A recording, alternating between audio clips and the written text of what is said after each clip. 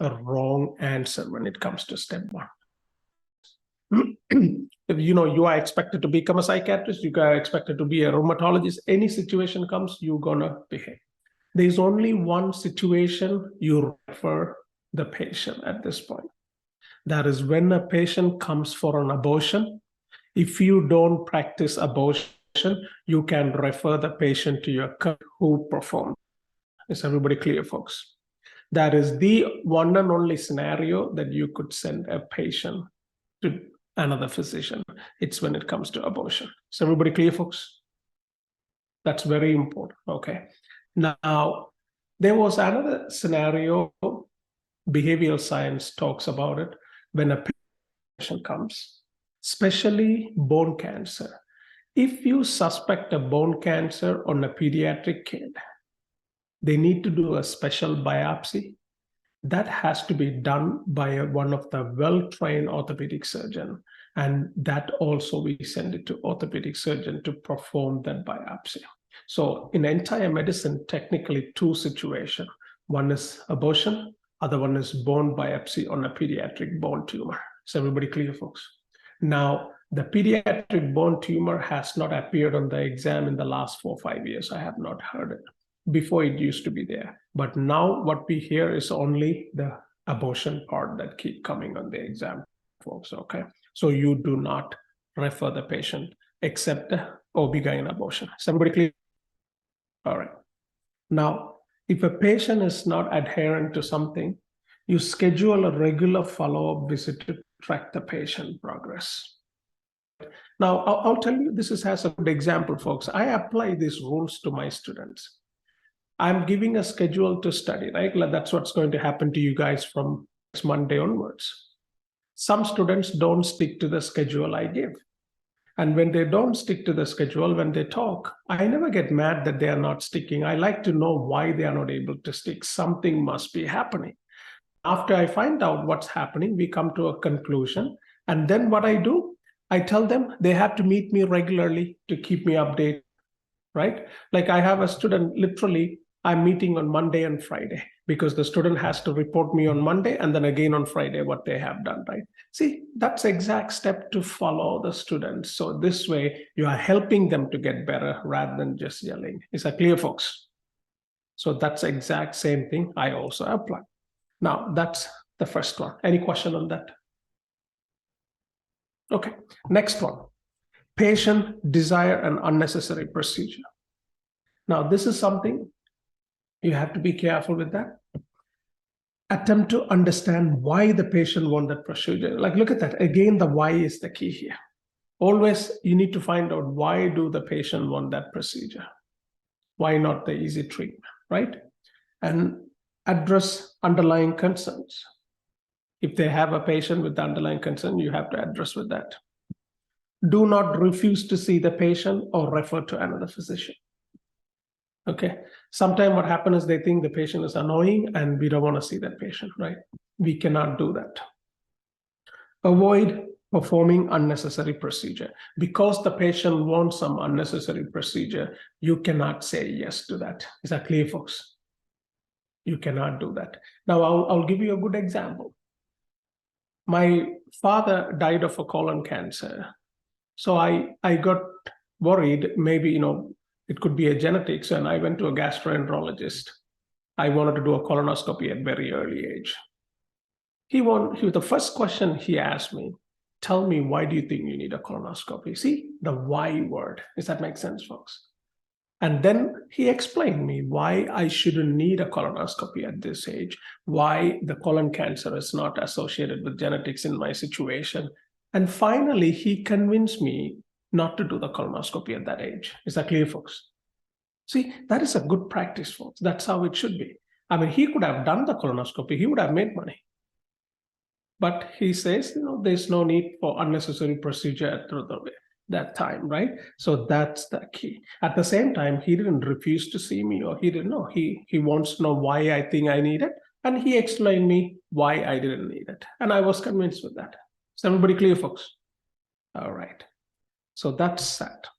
Next one. Patient has difficulty taking medications. Now, this is important when it comes to elderly people. Elderly people take so many medications, they get confused. They don't know what a young generation knows nowadays, right? So especially even doctors, especially medical students, insulin pen. How many people actually seen the insulin pen? It's not easy to connect that unit exactly how much you want it. Students like spend half an hour first day when they see it in the hospital, how to use that. If a medical student takes half an hour, how would you expect an old patient to use that, right? So sometimes they get confused. They don't know what to do that, right? So what they do, they go home, they were like, oh, this is too difficult, I'm not going to take it, right? Or they take a wrong dose. If they take a wrong dose of insulin, they will get hypoglycemic effect and they will faint, okay? So what do? Determine what factors are involved in the patient's difficulty. What is the exact part? If comprehension or memory are issues, use techniques such as providing written instruction, or one of the best one is teach back method. Teach back method is basically you explain to them and then you tell them to explain back to you. I do that to you guys sometime, right? I did a lot to biochemistry, right? Tell the steps back. Compliments, tell the steps back. That's a teach back method simply because that's the only way I could make sure you guys understood that, right? So that's teach back method, folks. This comes on the exam. Okay, so what do you use in order to get that? Okay, so that's that. Next one, family members ask for information about patient's prognosis. This is very common. The family, kids, or some other relative siblings, they come and ask. Avoid discussing issues with relatives without patient's permission. Patient gives you the permission who you can disclose, who you shouldn't. Is that clear, folks? So you have to respect that. You cannot discuss with anybody unless the patient gives you any information. Okay, so that's that. Any questions so far, folks? No. Okay, now this is very frequent on the exam. A patient's family member asks you not to disclose the result of a test if the prognosis is poor because the patient will be unable to handle it. We hear that a lot, right? So let's say we did a biopsy on a patient and the daughter comes and tell, if the biopsy is positive for cancer, please don't tell my dad, he cannot handle it. Okay, so the first thing, again, look at the word, explore why the family member believes this detrimental or something. You need to find out why. You understand that, folks? See, the why question helps you to get the answer here. So you ask the family member, why you think I shouldn't tell your dad? Okay, always find out. Explain that if the patient would like to know the information concerning care, it will not be withheld. In the United States, you cannot. As long as patient wants to know whether it's a SAD or not, it's none of our concern. You have to disclose to that patient, folks. Okay. Even if it is really bad news, no. Okay. However, if you believe the patient might seriously harm self or others, if informed, like if you know you have enough evidence, if I tell this to this patient, the patient will do something himself to others, then you're going to keep it a little bit, or you're going to go to your advisory committee and talk to them. Okay, so that's the idea, folks. Other than that, you cannot keep it. If you keep it because the daughter tell you and their patient find out, they will sue you, no doubt on that. Okay, so that's why we never hold it unless if you know the patient will harm themselves or not. I know this is not common outside the United States. Okay, except, I don't know about other countries like England and Canada, but I know Western countries do not hold. They tell everything. But you go to my country, if I tell a doctor, don't tell my dad, they won't. Okay, so different country practice differently. But, but I think in United States, you have to let them know everything unless you have the proof, folks, okay? Unless you know that they will harm themselves or others. Otherwise, you cannot hold it, you disclose. There's a way to communicate, right? So when you meet a patient, you tell that I have a biopsy results and it is not a good results which you like to discuss. That's how I throw it. And then they say, give me some time and I'll come back when I'm ready to hear. That's different. See, then the patient says they don't want to hear it. Does that make sense, folks? But you cannot hold on to it, folks. Okay. So that's the idea. Now, any question on that? Okay. This is another famous question. 17-year-old pregnant and request an abortion.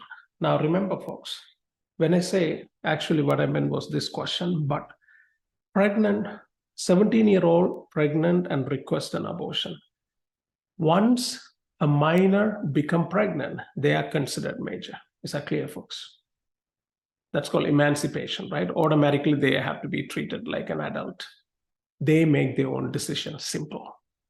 Nobody can make a decision for them. Once a minor become pregnant, they considered an adult and they make all the decision. But they will never ask you in the exam whether about abortion rule. Why? Many state has different rules. Is that clear, folks? Each state has their own rule. Like I only know Illinois. I don't know what's in Indiana or Wisconsin. So what happens? Because each state has a different rule, this kind of topic will never come on a standardized exam. Okay, so they will not ask any question that is different state to state. Okay, so that means this will not come. But if you see this one, 15-year-old girl is pregnant and wants to raise the child, but the patient's parents want you to tell the patient to give the child up for adoption. Now remember, folks, 15-year-old is minor, but now she's pregnant. That means she's an adult. Is that clear, folks? To make it simple, she makes the decision, not her parents. Is that clear, folks? She makes the decision, not the parents. But as a physician, you could tell the pros and cons of raising a child. Is that clear, folks? Now, if you see here, now it says the patient retained the right to make the decision regarding the child. That's the 15-year-old. Even if the patient's parents disagree. So that makes sense. Okay, they make the decision. Provide information to the teenager about the practical aspect of caring for a baby. Discuss option for termination the pregnancy if requested, folks. If not, you don't. Unless the patient asks you, you cannot. Okay. Encourage discussion between the patient and parent. So if sometime what happened, the kid wants to keep the baby, the parents don't. We try to explain. If not, we tell them, you both have to talk and discuss and come to a conclusions. You cannot involve in that. Okay, so that's the idea. Okay, so this question comes in the exam. Again, the pregnant takes the decision, folks. They become the decision. Next one. A terminally ill patient requests physician-assisted dying. Simply, we do not do that in the United States.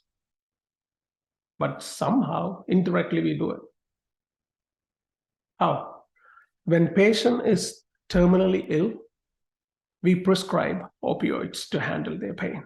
Is that clear, folks? So you should know there are two situations in entire medicine that you cannot say no to pain medications. One is during labor. When a patient is in the labor, you cannot say no. Okay. Second, when they're terminally ill, you cannot say, because as a physician, it is our responsibility to make them comfortable without any pain. So you cannot say no. Okay. So those are the two options, folks. Okay. Now, but then what happened? When you increase the pain medication, look at that. However, prescribe medically appropriate analgesic, even if they are potentially shorten the patient's life. So what mostly happens, folks, when they have a terminal ill, some of the cancer is so painful that we have to give such a high dose of morphine. But when you increase such a high dose of morphine, what's happening? It reduces the respiratory rate in medulla oblongata. And then patients usually die because of the side effect of morphine. Is that clear, folks? So even though technically we didn't directly assist it, the pain medication is doing the job. Is that clear, folks? So that's that. But do we directly do it? No. Okay, so the answer is no to that. We do not request patient-assisted dying. Any questions so far?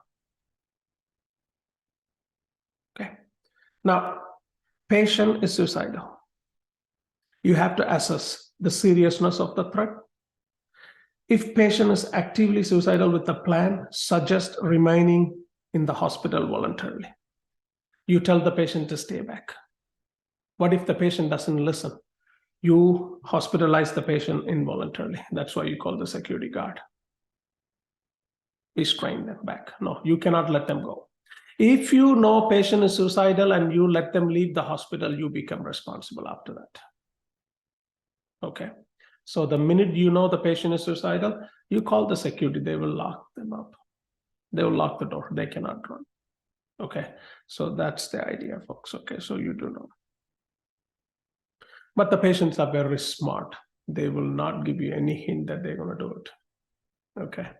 So that's the idea. Next. Patient states that you are attractive and asks you if you would go on a date. What do? You give your WhatsApp number. No, you don't. Okay. You don't. Don't ask me what happened in practical life. We are talking for step one. Okay. So according to step one, you use a chaperone if necessary. Romantic relationship with patients are never appropriate. Set firm professional boundaries with direct communication. And you need to have a transition care to another physician if necessary. So technically, you could go on a date with the patient as long as you are not their physician. So the patient has to have another physician. They have to transform the care to another physician. And then they could go on a date with the physician, except psychiatrist. No matter what, psychiatrist cannot go on a date, even if they change the patient to a different one. Right? But the question is, who would want to go with the psychiatrist? This is my opinion, but it's just so. I hope anybody wants to go into psychiatry. I remember one, but it's okay. Okay. Now the idea is, folks, but you cannot. Okay. So they have to change your patient to a different one. All right. Next one. A woman who had a mastectomy says she now feels ugly. Find out why the patient feels this way, but do not offer false reassuring statement. Sometimes we do to make them feel better, but they know you are lying. So that's why they say you never tell false information to patient, folks. Okay, you tell the truth. Now, this has become actually a bigger problem. Now they made a new rule. Any patient that goes on a mastectomy prior to surgery had to have a consultation with the plastic surgeon, no matter what. Okay, so I repeat, prior to the surgery, they have to have a consultation with the plastic surgeon. Now, there are some women very strong that they don't want any plastic surgeries. You could meet the plastic surgeon and you have to sign a paper and say, I'm not interested. Is that clear, folks? So it's a protocol. Because if they say they want a plastic surgery, that surgery is done right after the mastectomy in that procedure itself, folks. Okay, so that's the key here. But you never give false assurance, folks. This is also another common one. Patient is angry about the long time spent in the waiting room. Okay, this is very common, right? Whenever patient is mad, acknowledge the patient's anger. But do not take patient's anger personally. Okay, you cannot take it personally, but it's easiest to say than done, right? So when they yell at you, how do you not take it personally? Now, thank the patient for being patient and apologize for any inconvenience. One of the things, you never try to explain why you were late. It will always increase the argument. It will never help. You never try to explain. Okay, you are late, I'm sorry. So the best response is basically, I'm sorry for the late and thank you for being patient. Now I'm here to make up the time for you. That's it. Don't ever try to explain, because what happens when you try to explain, they're going to find something on that and it's going to increase the conversation about that late, and it's not going to end pleasant way, folks. Okay, so that's very important. Now, the patient is upset with the treatment received from another physician. This is important. So let's say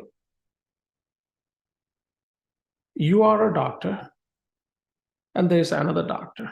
Okay, now you have some staff that work under you. Okay, now we have a patient here.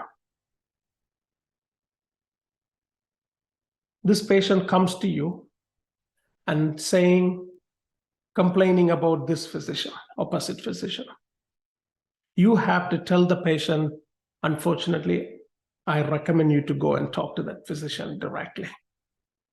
You cannot go talk to that doctor on behalf of this patient. If you have a patient that has a problem with your colleague, they have to go talk to that doctor directly. Is everybody clear, folks? Because why? You both are in the same level, so you cannot talk for another person. But if a patient comes and complain, a team member, a staff of yours, then you could take the responsibility to talk to that staff. Is that clear, folks? So if a patient comes and tells one of your resident is complaining about one of your resident, if you know that resident is under you, then they are below you, your staff, then you could tell, I will talk to them about this incident. But you cannot take that responsibility to talk about your colleague. Is that clear, folks? Now, if you see here, suggest that the patient speak directly to that physician regarding the concern. If the problem with the member of the office staff, reassure the patient that you will speak to them. That's because they are below you. Is everybody clear, folks? So that's very important, okay? So that's that situation.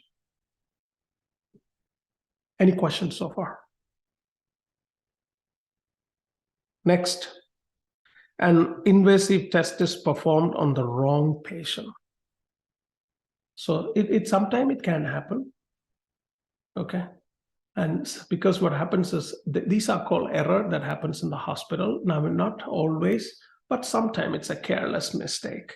Regardless of the outcome, a physician is ethically obligated to inform the patient that the mistake has been made. You have to tell them. And if you have done some good thing in your life, when you tell them, they will be okay. If not, you will get a letter from their lawyer. Oh, one thing you always have to remember, folks, all your patients are nice to you only until the moment something goes wrong. The minute goes wrong, they will turn against you, no matter what. Sometimes people say, oh, that's a nice patient, very sweet. BS, no. I see every patient as an object. I have no emotions for them. The reason behind, two reasons. Then you don't make a mistake. Oh, absolutely. Why do you think that physician cannot treat their own family? I have failed multiple times treating my family because you always let the emotion to come and control. When the emotion controls it, which means, folks, you don't think all the possible differential diagnoses. Like sometime when you listen to, let's say, your family symptoms, you always find the easy diagnosis. You will never think the big one because you are like, oh, it can't be that, because you know why? That's an emotion that's controlling. Is that clear, folks? So that's why they say you don't treat your family.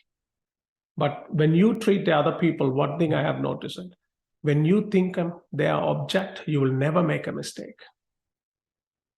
That's how I treat. That's exactly how you should be. I'm not showing you don't show sympathy. You could, you could be sympathy, but no empathy. That's what they say then, right? Yeah, I understand you are in pain. It's like a kidney stone patient comes and complains that they are in pain or acute pancreatitis. Well, they should have thought about that before drinking, isn't it? We can't do anything. That's basically it is, right? But you don't tell that to a patient, but always that. The minute it goes wrong, folks, that's it. I'll tell you a true story. My OB-GYN professor, one of the best professor that I have seen, the teaching and very nice doctor, he said he made one mistake of an incision when he did a C-section almost 10 or 20 years ago. So the incision got infected after the surgery, okay? He got sued for $20 million. And the patient won. So of course, that's why you pay malpractice insurance. They pay those things. But you see, and according to the thing, he was saying that it's not really his mistake. Sometime infection happen if the patient is also not careful. But he says he takes the responsibility no matter what. But that's what it is. They will turn right nicely, folks. Even if you make a mistake and you tell them, they will see. How they say it's okay, no problem. On their way home, they are driving on a highway. They're going to see all those signboards. Did a doctor made a mistake? Call us. We will get you a settlement. That big advertisements, right? Those lawyers will convince you to go against them because they get cut, right? The way medical malpractice works, whenever the settlement comes, most of the lawyers get 30% of that. So if they get 1 million, the lawyers get $300,000. So they have to convince you. Even if you don't have a back pain, they will tell you to say you have a back pain. Oh, they do those things. Okay, so that's the thing. So you always have to be careful. But if you make a mistake, you have to go apologize and you tell them you are wrong. I made one mistake when I took a history. I forgot to take a past medication history, and we prescribed another medication, and they had an interaction. The next day morning, all of her entire body had a rash. Okay, entire body. It was my mistake. It was beginning of my career. So I missed one medication history to take. It's my mistake. I went up to her and said, I'm sorry, it's my mistake. I didn't. Patient didn't. She was like, it's okay. Everybody have to learn one day. And then I was like, okay. But then would everybody be like that? No. Right? So, but you have to tell the truth, folks. Okay. Now, a patient require a treatment not covered by insurance. That's the beauty of United States. When you go to the hospital, when you are in need of treatment, you go to the ER. Whether you have insurance or not, your treatment will happen, folks. Okay, we treat. Now, keep in mind, we only treat why they are at the hospital, not all the underlying conditions. Is everybody clear, folks? So if a patient drinks and come with Mallory-Weiss syndrome, we would treat that bleeding and Mallory-Weiss syndrome and send it back. But if they were to have a liver cirrhosis, we won't treat that. Is everybody clear, folks? So we treat why they come to the hospital for. Are you guys getting this? So you treat them. Okay. Discuss all treatment options with the patient, even if they are not covered by the insurance, folks. Okay. And then the hospital has, that's why they have a social worker. You bring them in and stuff, and you start. If you see in the ER, they always start the treatment, then only the registrar come to get your insurance information. Have you noticed it if you ever been to ER? So they don't ask about your insurance in the beginning. They come later, folks, because they start the treatment. That's the idea. A 7-year-old boy loses a sister to a cancer and now feel responsible. Okay, so the idea is that age 5 to 7, children begin to understand that the death is permanent. All life functions end completely at death, and everything that is alive eventually dies. They kind of know. So you basically have to talk to them and tell them it's not your responsibility. It's not your fault. And you kind of try to explain and encourage play and healthy coping behavior, folks. Okay, so that's, you just kind of have to talk to them. Next, this one. That's also step 1 famous question. Patient is victim of intimate partner violence. Ask if the patient is safe. That's your first question. And then ask if they have emergency plan. That's your second question. You have to make sure these both are covered. Okay. Ask patient direct open-ended question about exam finding and summarize patient's answers back to them. When you see physical exam and if you see a bruise, you don't have to go around the circle to get the information. You could simply say, this bruise looks like a abuse bruise. Is that true? You could ask a direct question. Okay, so you have to get the information. Ask if a patient has any question. Do not necessarily pressure the patient to leave a partner or disclose the incident to, and you have to tell, one of the key thing is don't tell the patient to leave the partner. That can get them killed if you do that. Okay, so you have to be careful and you have to disclose to the authorities, folks. Okay, now you have to call it no matter what. Most of the states you have to. Any question? So we do have to tell them, because you have to tell the authority. Disclose the incident to the authorities unless required by a state law. But most of the time, now for the step 1 exam purpose, you have to disclose. If you have evidence of abuse, you have to disclose. Okay. Patient wants to try alternative or holistic medicine. Now, keep in mind, folks, explore any underlying reason with the patient in a supportive and non-judgmental manner. Now, you have to understand, folks, right? One of the key things is when the patient comes to the hospital, they are in pain and they are not healthy, right? So when they are in pain and when they have a serious illness, their mindset is not a normal mindset. So when they come and tell they wanted to try this, I've seen some physician getting irritated. So, okay. Now you have to understand their situation is different. They are sitting on the other side of the table. They are in pain. They have medical problems. So they will think all the possibilities. You would know it when you are sick, how you think, right? So you kind of have to understand that, folks. Okay, so don't be judgmental and all these things. If they talk, you tell them what you know, right? Advise the patient of known benefit and risk of the treatment, including adverse effect and stuff, and kind of whatever you know. Some people ask that, they want to do this Ayurvedic treatments and different treatment. You tell what you know. And if you think that's, you know something harm about it, you disclose it, but don't be judgmental of this is bad, that's wrong. No, we are not there to tell them, folks. Okay, so that's the idea. Now, consider referral to an appropriate complementary alternative medicine provider. If you know that somebody does that, you could do that. I've seen it, doctors doing that. So once my 3-year-old daughter, she had a constipation for almost 3 days. She didn't have a bowel movement. Okay, so we didn't know. We took her to the doctors, and her primary care physician simply said, instead of doing anything, simply take her to chiropractor. Chiropractors can do some adjustment. This will cure the problem in few minutes. I'm a big against a chiropractor. Okay, so that's my personal opinion. Now, I was like, what the heck can they do? They say, oh, they're going to adjust. What do you adjust there, right? So, but she was struggling for constipation. So the doctor's advice we took her to the chiropractor. Chiropractor went through the paraspinal muscles and did a little bit of a type of massage. She did it in a very different way. Not even 3 minutes, the whole bowel movement happened. So what did she do? She was massaging the parasympathetic nerve that can stimulate the enteric nervous system. Does that make sense, folks? So it worked. See, that day my opinion changed towards chiropractors. So if that doctor didn't tell us, she would have maybe suffered more. You know what I mean? She recommended what she knows. So that's how you should be. You have to be non-judgmental and tell them what needs to be done.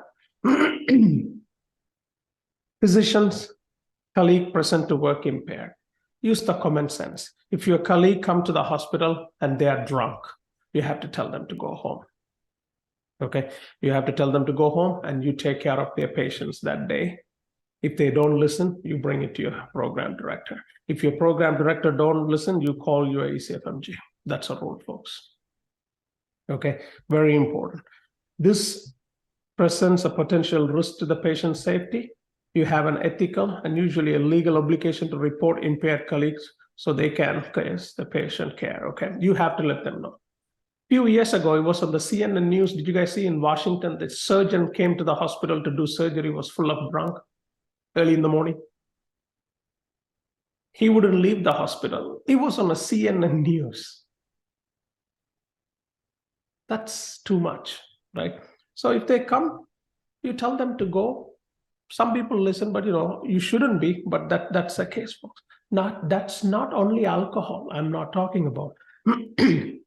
Sometimes physician comes to the hospital, the last few days they were working too long hours or too many night shift. They didn't get enough sleep. If you don't get enough sleep, your decision making is not right. Sometimes this happens, we see it, that I had a colleague that was doing 48-hour shift. He started making mistakes because he didn't sleep. And we told him, you need to go home and sleep. We will take care of your patients. Leave now. Because if you stay, you don't want him to get in trouble also, right? Or sometimes we tell them, go upstairs in the hospital. There's always, place you go sleep, get some good sleep and come back. We will take care of your patients. If they don't listen, you have to tell your program director. Okay, because it's a risk of the patient, folks. This is a very controversial topic.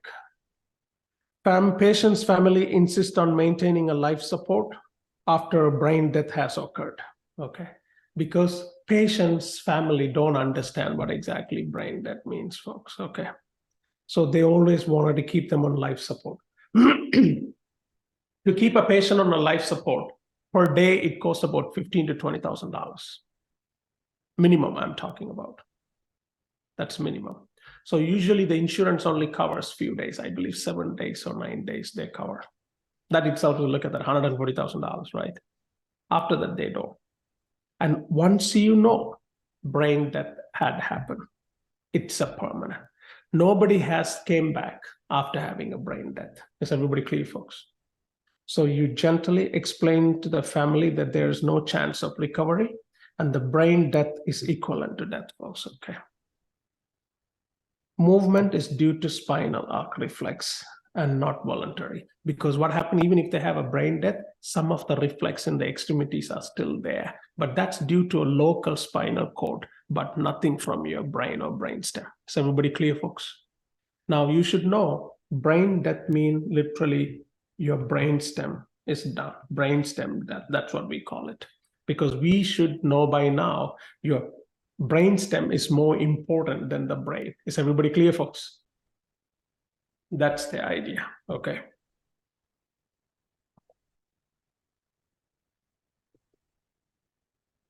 We had a patient, the patient was sniped. It's in a different country.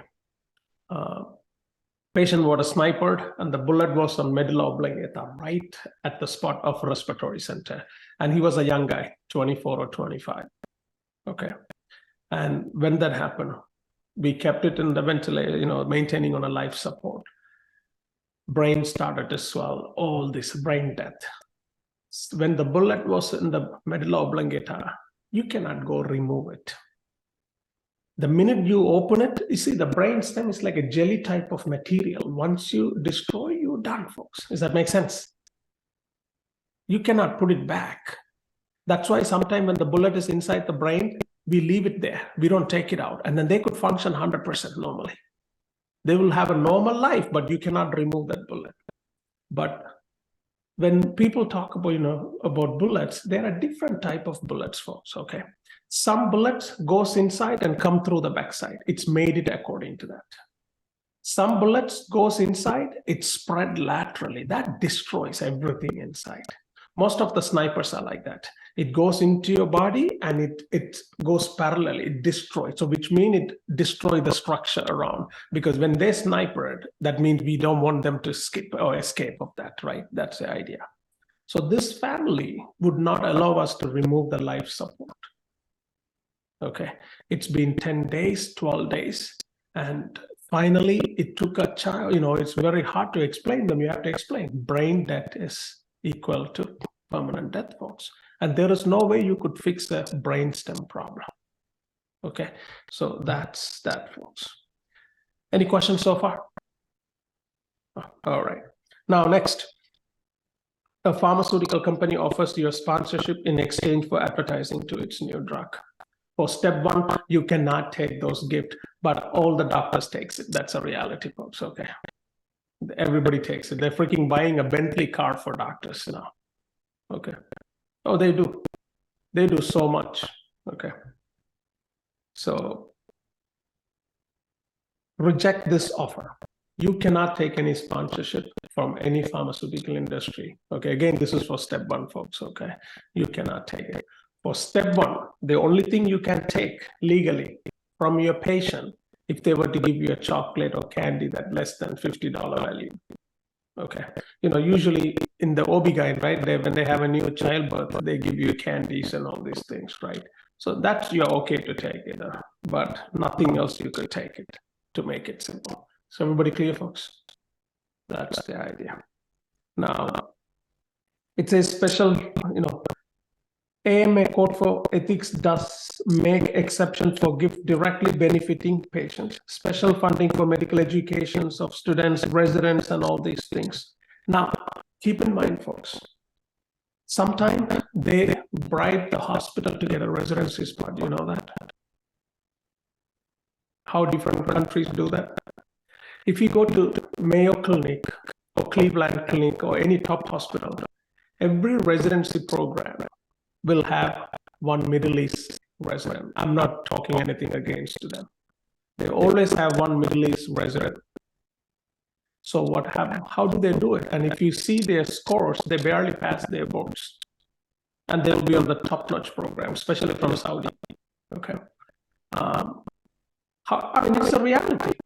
Mount Sinai in Chicago do that one spot. They barely qualify for residency with their communication skill, with their score and everything. Because, this is how I learned about this. And so what they do is the country donate millions of dollars to that hospital for research. Okay, that's how they do that. So when they give $1 million for research, in a way of saying thank you, they give you a residency spot. The hospital do that, folks. That's how everywhere they get that. Okay. Now they do that. I mean, you could give $1 million to get a residency too. But if you have $1 million, I'll put it on an index fund, and why you need residency after that? It will make its own money, right? So the idea is they give not 1 million more, so much force to research. And recently, something happened. It was on the news again. A few weeks ago, I saw it. This hospital, they gave millions of dollars from Saudi to donate to this hospital to get a residency spot for one of the billionaire of Saudi, because he wanted his daughter to do residency in this program, and she messed up something big in the hospital. Okay, so that's how they do it. You see, they call that's not bribing, you are giving to research. I tell them America is one of the countries that they do highly professional bribing, and you cannot even tell it's bribing, right? That's how they do it, folks. Okay. All right. Now, next. Patient requests a non-emergent procedure that is against your personal and religious belief. Okay. Now, it's against your belief, folks.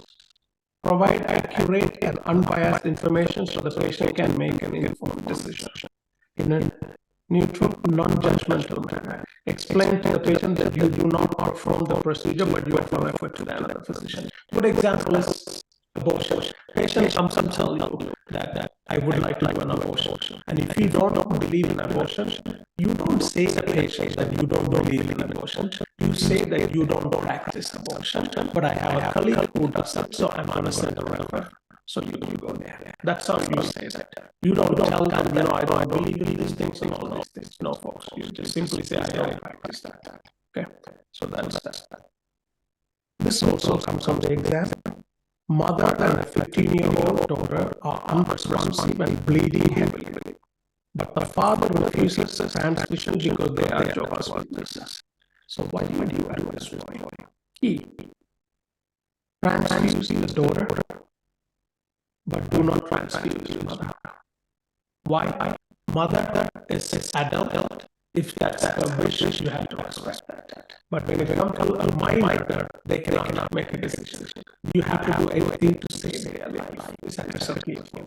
Now, it has to be a life-threatening situation. How do I know this is a life-threatening? If they are bleeding heavily, that is a life-threatening situation. Is that clear, folks? Okay.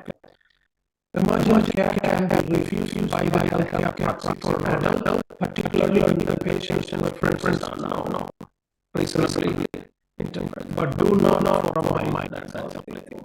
But if they were to come with the soap, for an example, you don't have to do anything because that's not a life-threatening. It's an example. It has to be a life-threatening situation where you go ahead and treat the kid. Are we clear, folks? Mother is an adult, so if she knows what she wants, you have to respect. Okay. So that's the idea. Now. Next, when the mother, that's what they call the health will, right, folks? There's some people, right, not only for the welfare, but also for the health. They want to know what needs to be done in the case if you become responsible. Everybody must have that. Everybody, you guys, when you become a physician, you should write. It's only cost a couple of $100 because why? If you are not If something happened in your responsibility, dealing with the state is not easy. So you have to know exactly what needs to be done after every step of the way, right? So that's what we're going to healthcare proxy works. Now, a patient, a dependent patient presents with injuries inconsistent with care stories. That's again, as you talked about it, right? Document details here physical, if possible, and attribute the patient alone. That's very important. You try to attribute alone. Provide any necessary medical care. If the situation may have contact appropriate or DCCS or anything. DCCS is most okay. That's Department of Social Affairs and you call them. So they right away. Even if you are wrong. So let's say I suspect abuse, but it turns out it's not. That's okay. It's okay to be extra care, and then you don't know it, but then there's the abuse. Okay. So that's the idea. Few weeks ago, I think the first when I started class, my wife has a special needs center. She sent me a picture and said, "This is cute and handsome as like a year-old at 26 bruises in my body."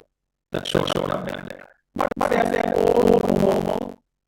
But it's such a why can carry a little bit of arm and look like a bruise. That makes sense.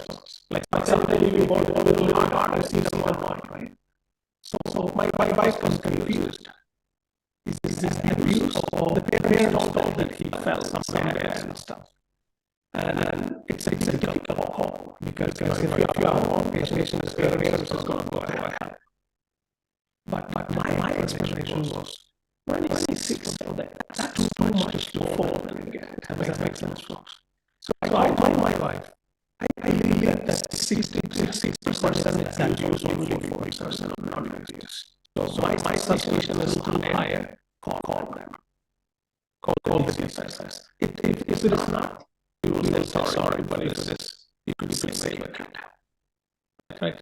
So let me call them. The minute you call them, parents will hate you. After that, we don't know what happened because once the DCS comes, I take over, they got disclosed something. So we will never find out if this is truly this or not. And then what happened? Even if it is not, those parents will never come to the center after they're mad. But it's okay because 26 rolls all over the body doesn't add up. Sometimes your heart knows this is not right, but you don't have evidence to provide it. It's better to call in that situation. So that's more peaceful than not call. Now, a pediatrician recommends standard vaccination for a patient, but the child parents refuses. This is again another bigger problem. Address any concern the parent has, explain the risk and benefit of vaccination and why they are recommended. So your job is to tell the good and bad about the vaccine. Do not administer routine vaccination without the parent's consent. You cannot. Okay, so you cannot. You can't tell they are, because there is no vaccine for a life-threatening situation. Does that make sense, folks? So if a parent says no, you cannot. There are parents who would not allow antibiotics, would not allow any vaccination, nothing. But you just have to listen. There's nothing we can do about it, folks. Sometimes if you are really good at convincing, you could convince. If not, you cannot do anything. Okay. So that's the vaccination part, folks. Any questions so far? No. Okay. Let us continue. So this is like a situation, right? Like we went through a couple of different type of scenario. So if you ever experience a question, we'll do some question after we finish it, so you know how exactly to respond. Now let's go and talk about this thing. This page is so important, folks. This and the next page. They ask a lot of questions and that definitions. What is disease prevention? So when we call primary disease naming, it's to prevent a disease before it occurs. So if I tell you I have a primary prevention support, so what does that mean? Prevent a disease before it occurs. healthy diet and exercise to prevent diabetes. So if I tell you, I don't want to get diabetes, so I'm very healthy on my diet and I exercise regularly, what I'm doing is primary prevention. I'm trying to do something before it happens. Is that clear, folks? So you should know the definition of that. Okay, so primary means you do before it happens. So that's primary prevention, folks. Okay, that's the idea. That's very common, right? That's the part. Secondary prevention means screen for and manage pre-symptomatic disease. Glucose screening for type 2 diabetes mellitus. So that's, you are not doing exercise and diet. You're actually going to do a testing for that. Is that clear, folks? So that's secondary prevention, folks. You could also add a colonoscopy. It is a secondary prevention. When people do colonoscopy at 50, we are trying to prevent secondary. Because why? We are checking the colonoscopy to see if they have a polyps or not. Is that clear, folks? So what happens, what will be the primary prevention for colon cancer? So what is the primary prevention for colon cancer? Eating more fiber, less red meat. That will be your primary prevention. That means you are doing a good diet before something happens. Is that clear, folks? But if I'm doing a colonoscopy for colon cancer, that's a secondary prevention, which means I'm doing a test to find out if I have it or not. Is that clear, folks? So that's a secondary. Any questions so far? Okay. Tertiary. Treat to reduce the complications. So basically, tertiary means you are doing a treatment so the disease don't progress, folks. Okay, that's the best way to think. So primary means you are doing something before it happened. Secondary means you are doing a test to see if you have it. Tertiary means you have it, but you are doing a treatment so it doesn't progress. Is that clear, folks? So if I tell you I'm doing some tertiary prevention, you should know I have a disease I'm getting treated. Everybody clear, folks? So keep it simple. Primary, doing things before it happens. Secondary, doing a test to see if you have it. Tertiary, you have it and you are treating it. Is that clear, folks? All right. That's that. Now we could also do quaternary. It's basically avoiding unnecessary medical intervention to minimize incidental harm, folks. So the best way to think quaternary is to prevent adverse effect of a treatment, prevents adverse effect of a treatment. I'll explain. If I want to do a CT contrast, if I know it's an elderly patient and have a reduced renal function, I would not do contrast, because when they have a reduced renal function, giving contrast can make their kidney fail. Is that clear, folks? So quaternary prevention means I'm preventing some treatment because I know that treatment can actually harm the patient. Is that clear, folks? So avoiding harmful tests is called quaternary prevention, folks. Okay, that's the idea. A good example what I gave you was, I found it in the question. This patient had a decreased renal function, but they still gave contrast to do a test. After that, she had an acute renal failure. Which of the following prevention failed? Quaternary prevention failed. Is that clear, folks? So that's the idea. So quaternary is basically you are doing some testing, and that test can harm the patient. So you cannot do any harmful test. So that's the definitions. Are we clear, folks? Dr. Roy, can a vaccination be considered as primary or no? A vaccination is a primary prevention because you are taking it before it happens. Okay.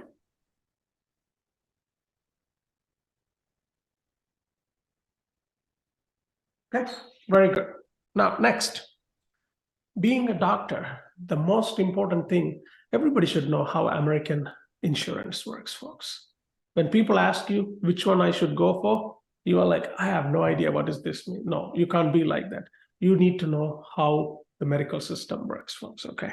Now, if you see in the United States, they say, whether you have a family or not, you better have a good insurance. Because it is expensive, right? It is expensive, everything, folks. How much do you think it costs a bypass surgery? Bypass heart surgery, as of now, it's about $350,000. That's the price of a house. That's how much it costs bypass. How much a C-section cost in the United States? Did you just say 1,000, Wayne? 10,000? 55,000. To do a C-section, 55. Normal delivery, 35. It's very expensive. How many people went to ER in your life? The minute you go to ER, they put you a tag, right? That's your price tag. When they put a tag to enter the ER, $4,500 US. That room cost. Like, you know, when you go to the ER, they make you sit in one room. They said to prepare that room, and after you leave, to clean that room is $4,500. You know how many times they go to ER, you sit in that room, and then they send you back home with the aspirin or ibuprofen. You pay $4,000. That's the most expensive ibuprofen you could buy. Right? It's expensive going to ER, folks. It's very expensive. Do you know in US, ambulance is not free, it's private. Ambulance is private. Once my daughter had a fever and she was little bit ill, fever and illness. So my wife took my daughter to the pediatrician. So the pediatrician suspected meningitis for my daughter, okay? Because my daughter was tilting her head towards one side. So they thought meningitis because that's one of the symptoms. But you should ask history. You don't suspect meningitis unless they are exposure to certain military camp and all these things, isn't it? So what they did was he called an ambulance to transfer her to a hospital. Okay. Now that ambulance was about 20 miles from this primary clinic to the hospital. 20 miles. Okay. And my wife called me and I said, I will be there in like 10 minutes. I'm on my way. We could go in our car. We do not need ambulance because I know what will happen when you go in ambulance, right? She's like, no. They said they have an oxygen therapist and they have this therapist. They have, why do you need all these therapists in the ambulance? And she's awake and she's all good. She just have a fever and he thinks, right? But then when you are emotional, you don't want to fight with your wife. That's the worst thing you could do. I said, take it in the ambulance. I'll see you in the other hospital. They bring an ambulance. And my daughter was sleeping the entire time in the 20 miles. So I'm driving behind the ambulance now. So we went to the hospital. We did all the tests. There was nothing. It was a simple infection. She needed an antibiotic. So this dumb pediatrician thought it was a meningitis. It's not meningitis. The reason she was tilting, she was a little chubby, so she was tilting towards one side. You know, the chubby kids has certain side they move, right? So that's what it is basically. Now, antibiotic, we come home, and after a few days, the bill comes home for ambulance. The bill was $6,500 for the 20 miles ride. I was mad. They didn't even turn on the siren. At least I would have been happy if they put the siren for $6,500, right? You know, you get to go like a siren on the road. They didn't even turn it on. You know, they don't turn on the siren unless it's a life-threatening emergency. You have to pay. If you don't pay, it goes to collection. Okay. Now, so we ended up paying, and I told my wife, in future, if I ever scream that I have a heart attack or chest pain, call Uber. Do not send me on an ambulance. And if my symptom is mild, call Uber Pool. It's okay. I'll get there. All right. So no, the ambulance, it's just crazy how they charge. It's like, look at it for because, you know, then the bill they break down. They has an oxygen therapist inside. I didn't even know until that you have all those things inside. Oxygen therapist, that therapist, and my daughter was sleeping the entire time for 20 miles. But that's how they make money. So ambulances is private in the United States. Okay. So you have to understand these things. So you need to, now you know why we say it in US, insurance is the most important thing. You know, to look at this, who want to pay $55,000 for C-section, folks? An American, average Americans, that's a life savings. You can't just give up for one baby. No. So that insurance. So we have different type of insurance here. So you kind of have to understand how this insurance works. The two most commonly used in United States, we call this HMO and we call this PPO. You guys know at least HMO and PPO, isn't it, folks? So these are the two most commonly used, okay? Two most commonly. Now let's see what is HMO. When you talk about HMO, it's restricted to limited panel, except emergencies, right? Most affordable. It requires referral from primary care provider. Okay, now let's talk about that. So how it works, insurance folks. Every city and state has a different networks, right? So I'm just gonna talk about an example. My medical group is called DuPage Medical Group, okay? So this is a DuPage Medical Group. That DuPage Medical Group is all over the Illinois, and they have more than 200 clinics, hospital, and everything, right? So my primary care physician is part of DuPage Medical Group. And there's another medical group, what called Sinai Medical Group, that's part of Mount Sinai. They have their doctors and their hospital, okay? They have their hospital. These people have their hospital, okay? Now, keep in mind, when we apply for an insurance, you need to pick your medical group, which medical group you're gonna go with. You have to pick it, especially HMO I'm talking about. So you have to select it. Let's say I select DuPage. If I select DuPage, for whatever the problem is, I have to stick to the DuPage group. I cannot go outside that group. Is that crystal clear, folks? The only time I could go to Mount Sinai Hospital if there's an emergency ER. ER, you could go anywhere in the United States because that's the whole point, right? I can't tell, I'm driving from Illinois to Michigan and I am in an ER, I have to drive back to Chicago. No, you could go to any ER in the United States. That's emergency, that's okay. But for any other treatment, your primary care physician, your cardiologist, your endocrinologist, everything has to be within that group. That's why it's cheaper, because why? It gives you only access to your group. What if Mount Sinai has the best cardiologist? Still, you have no choice. You have to stick to DuPage Medical Group. Is that crystal clear, folks? Number two, this is a primary care physician. They have cardiologist, they have rheumatologist, they have pulmonologist, for example. You cannot go to cardiologist as a patient directly.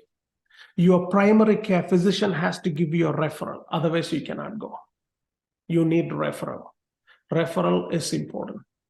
So everybody clear, folks? So you have, some people don't like that for everything because, some primary care physicians don't give you a referral that easily because they try to treat everything they can so they could bill it so they could make money. Okay, so that's the idea. So that's HMO. Is everybody clear with HMO, folks? Now, what's the point of the referral? Is it a way to cut costs of you just directly going to what's the bet? Well, the thing is, insurance has created that rule. If you are taking HMO, you cannot go to cardiologists unless your primary care agreed to do that. So basically what they are trying to do, control you with primary care so they could try to resolve most of the problem. Yeah. Because insurance is cheaper to pay for primary care than paying a cardiologist. Okay. Now, when you have a PPO, now the beauty of PPO, you don't need referral. You could go to any specialist you want directly without primary care. That's why PPO is expensive. The insurance itself is expensive because they know you could go. Look at this one. PPO, patient can see providers outside network. So if I have PPO, if I like the cardiologist in Sinai, I'll go to that Sinai group. Does that make sense, folks? So you could go anywhere. Look at this, no referral required. No referral required. Of course, PPO is the best to get it, but not everybody can afford. It's expensive. When I say expensive, it's not like a couple of $100, folks. The insurance is very expensive in the United States. Okay, so that's PPO and HMO. Now let's talk about a little bit of insurance, how insurance works. Before Obamacare, you guys learn. Before the Obamacare comes, you apply for health insurance. And what you apply to an insurance, right? You apply insurance. What insurance company does, they go to MIB. It's called Medical Information Bureau. There's a place in the United States, it's called Medical Information Bureau. They pull all your medical records there. They have all your history. They pull your medical records. Then they look at the conditions. If you have a medical conditions, then you call it pre-existing medical condition, right? They look and they do a research, then they come up with the premium. Premium is like a car insurance, how much you pay every month, whether you go to the doctors or not. Is that clear, folks? So your premium used to be determined by your health condition. If you are a smoker, $500 get added no matter what to your premium, because they know if you smoke, you are high chance of atherosclerosis and all this. See, that's what called pre-existing conditions, right? And if they see it in the Medical Information Bureau that you have a pyelonephritis, you have this, you have that, and all these things. So your premium is expensive, very expensive, folks. When I talk about expensive, like $2,000, $3,000 a month. Okay. Now, what Obamacare did, he came with a rule: when people apply for insurance, they cannot look at the pre-existing condition. They cannot look at the pre-existing condition. But an insurance company have to have a catch, because think about it. If you don't look at the pre-existing condition, insurance company is a profitable company. They are not doing a service for you.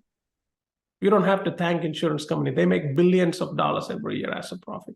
You guys are product for them, right? So they came up with an idea. So we need some catch to make money. So what Obamacare did, instead of looking at the medical history, start looking at everybody's social security number and see how much money they make, income. How much money you make. So your premium is determined by how much money I make. So that's why when you apply for Obamacare, they ask you how much money you make. You don't have, even if you lie, they get it from the IRS. You don't have to, okay, because they are connected.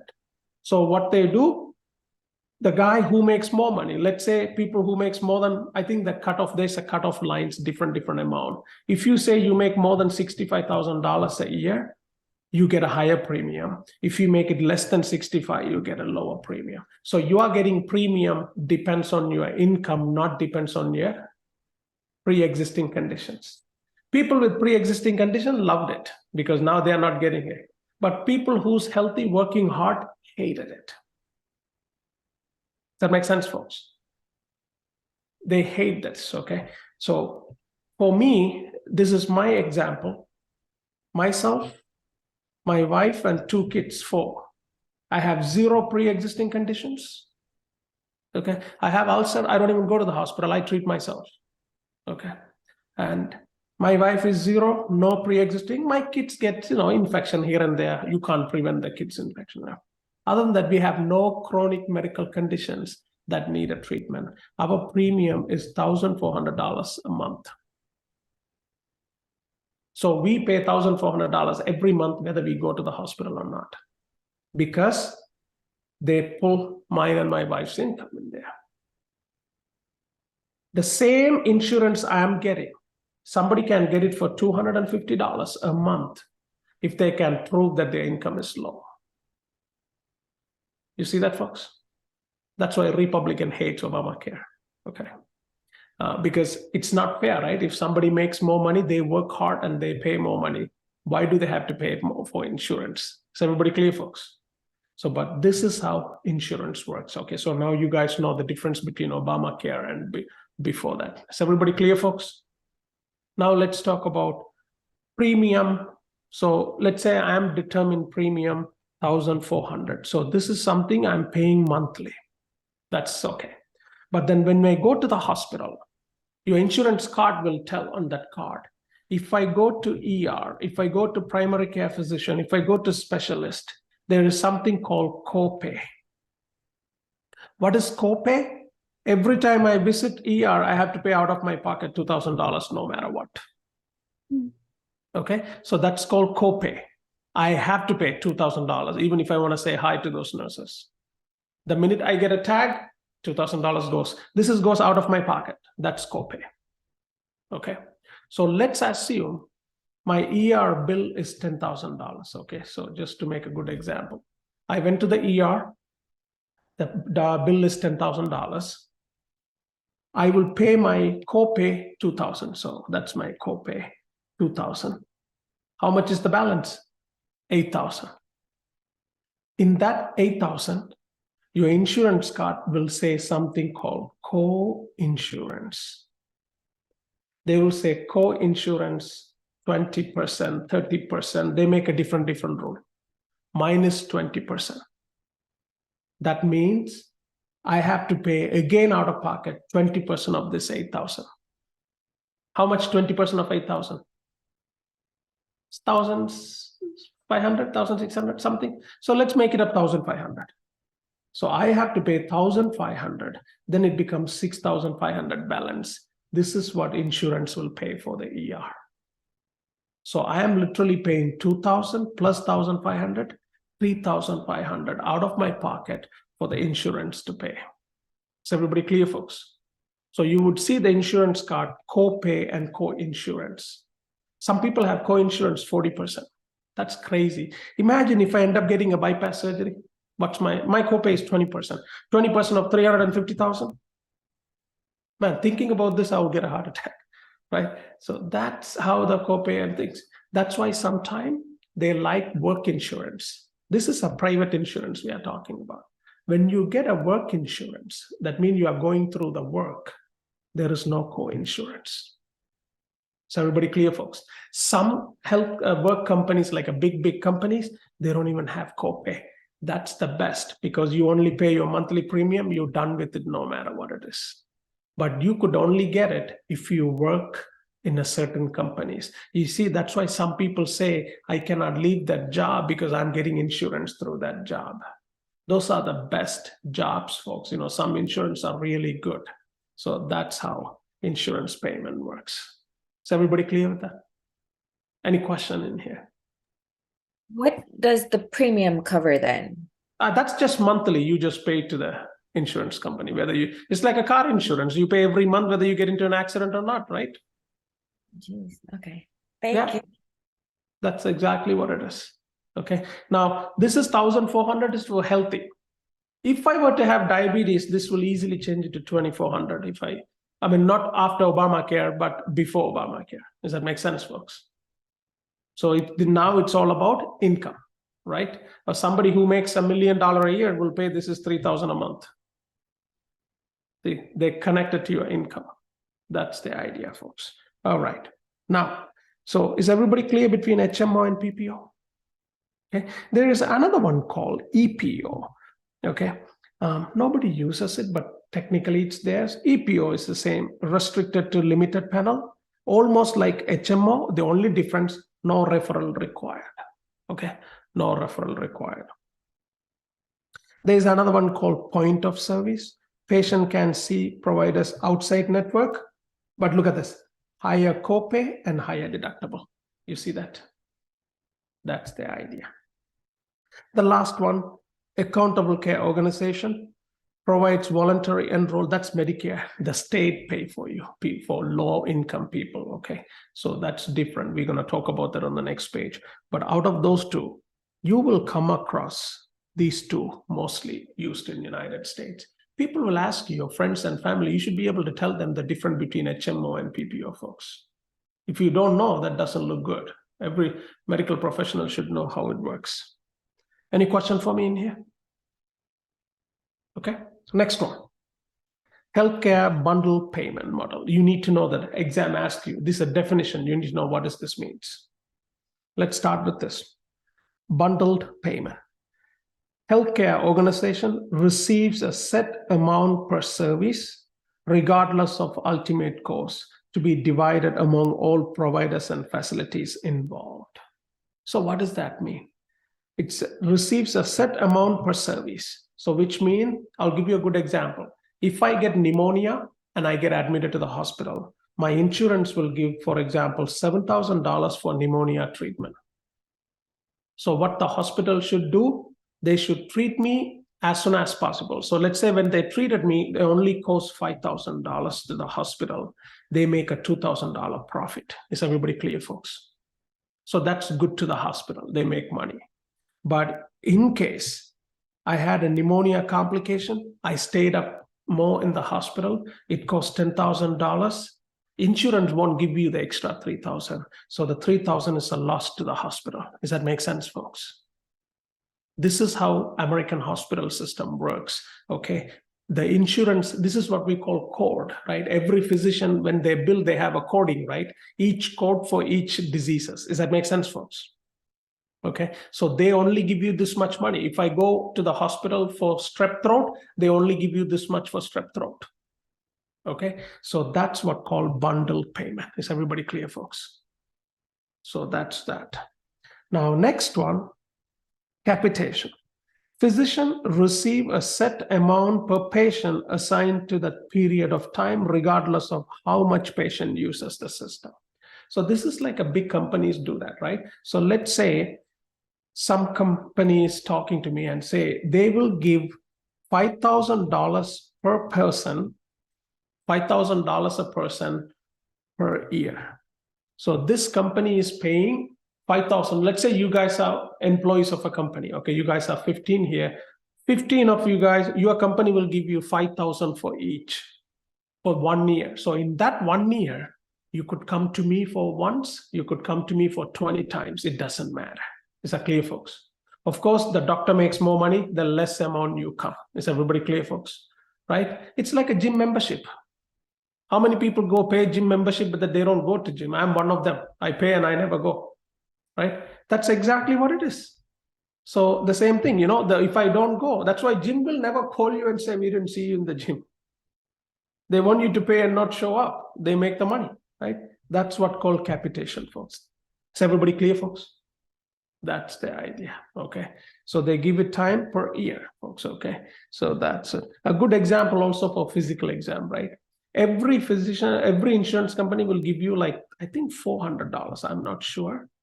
$400 a year to do annual physical. So which means in that year, you could do physical once or twice or 3 times, but they would only cover up to $400. Does that make sense, folks? But that's why they have a rule, you could only do physical once a year. Does that make sense? So that's the idea. So that's capitation. Next, discounted fee for a service. Insurer or patient pays for each individual service at a discounted rate predetermined by the providers and payers. Okay, that's the idea.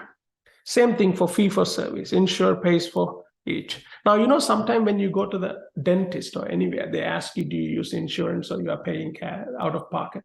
If you are paying out of pocket, it's always cheaper than if you are using an insurance because they have 2 different prices. For patient paying out of pocket, it's always cheaper, and insurance, they always bill higher. Okay, that's the idea, folks. Then the global payment, folks, okay? Now, this is what, when the foreigners come to United States and they get a treatment, they have to pay everything out of pocket, and they simply pay everything with 1 check. That's all it is, folks. Okay, so they pay with 1 check. Now, these are the different type of healthcare payment model. So definitely one question in this model, you will get it on the step 1. UWorld has on a capitation, so what we'll do is they will give a scenario and they ask you what type of payment model is this. Is everybody clear, folks? All right, let's continue. Now, Medicare and Medicaid, that's another thing, folks. You must know this very well. So Medicare and Medicaid are federal social health care programs that originated from the Social Security Act, okay? Now, every time you run a payroll, if you guys ever had a payroll run, you would know in your paycheck, they cut taxes, right? Pre-tax. That tax will say social health care, Medicare. They charge you so much for that to be used. You are paying for your health care now when you become 65, okay? So there's 2 things, Medicare and Medicaid, okay? Medicare is for people more than 65-year-old or less than 65, but you have certain disabilities, folks, okay? One of them is end-stage renal disease. So let's say I could be 45-year-old and I have renal disease, I will get Medicare. Is that clear, folks? So the Medicare means government pay. That's one of the best. 0 out of your pocket. Okay, so that's Medicare. Medicaid is for, write it down, low income families. So every state make up the cutout for the price, right? Each year it changes. I think the last year, state of Illinois is, if I'm right, is $19,000, okay? So when somebody makes $19,000 a year, that's a very low poverty line. When they make $19,000 a year or less, the state will pay you 100% for your health care. Okay, 100% health care. They will pay for everything, folks. I've seen patients with Medicaid, they come to the clinic on an S-Class. On an S-Class Mercedes, they will come and they will have a Medicaid insurance card. Oh, you see a lot. Okay, so I literally saw one day, I like cars, and I looked at this, that was like, okay, brand new S-Class. The guy brought his Medicaid card, and I was like, you can't say anything. So what they do, they only do the tax return for this amount, and they make a lot of cash income. Okay, they make so much money, but they are stupid enough to come on an S-Class to the hospital. If somebody were to call the state, they will do an investigation. Does that make sense, folks? So they do that a lot. Okay, so that's Medicaid. And sometimes if they have a kids, they even provide houses. Okay, they provide houses. I was like, the 4 S-Class tire costs about $6,000. And they're making $19,000. You cannot say anything, but they do. A lot of the people do that. Okay, so that's Medicaid. Medicaid is for like people like, if you are a student, you don't make any income, you will qualify for Medicaid, and which makes sense. You guys are studying, and you will pay back when you start earning, but not to abuse the system. Is that clear, folks? That's the idea. Okay. Now, so that's the part here. So these are the difference between Medicaid and Medicare. Any questions? Okay. Now next, palliative care. You see some doctors who finish internal medicine residency, they go to geriatrics. You heard it? Geriatrics is a subspecialty. All they do is palliative care. So geriatric is a palliative care. It's a medical care aiming to provide comfort, relieve suffering, and improve quality of life in patients with serious illness, regardless of their diagnosis or prognosis. So when you go to palliative care, you have a medical condition that doesn't have a treatment, so you will only live for a short period of time. Okay. Now, all they make sure is the patient is comfortable until they die.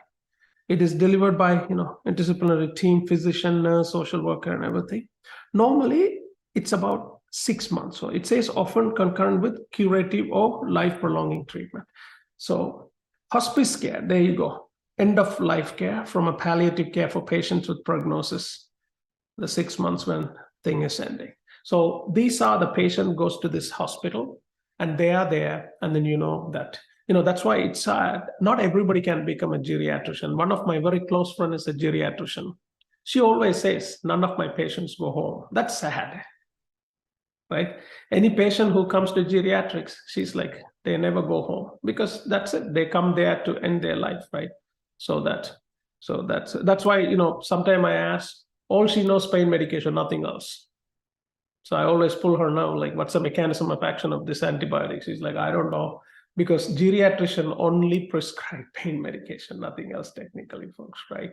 Because to increase the comfort and stuff. So that's palliative care, folks. Okay, so that's that. Any questions so far? All right, so now, what we have done is so far is the ethics, folks, okay? Now, let's start doing some question. Now, some of the things I skip, like the first 2-3 pages, it is simply reading. You have to read through it, okay? It's just a reading statement. So you have to read it, but we're gonna go do some